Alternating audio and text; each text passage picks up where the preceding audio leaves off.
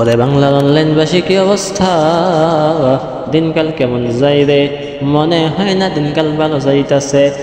কারণ বাংলাদেশের এক দলের নেত্রী খুবই আফসোসের সাথে কইল,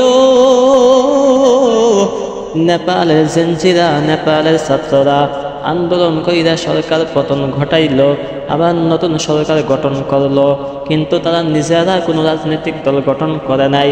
ওরা আবার নিজেরা নিজেদের পড়ার টেবিলে ফিরে গেছে, কিন্তু বাঙালি ছাত্ররা সরকার পতনের পরে পড়ার টেবিলে ফিরা যায় নাই, ওরা রাজনীতির মাঠে ফিরে আইছে।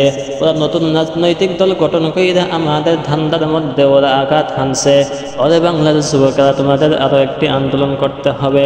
তোমাদের আন্দোলন শেষ হয়ে যায় নাই, সামনে আরো একটি বড় আন্দোলন আছে। সেই ৪৫ বছরের কুমারী অবিবাহিত নারীটির একটি ভালো পাত্রস্থের ব্যবস্থা করতে হবে। বাংলাদেশের অন্তর্বর্তীকালীন সরকারের প্রধান কাজ হলো এই নারীর একটি ভালো বিবাহ দিয়ে দেওয়া। এই নারীর বিবাহ দেওয়া ব্যতীত বাংলাদেশে জাতীয় নির্বাচন সংগঠিত হবে না।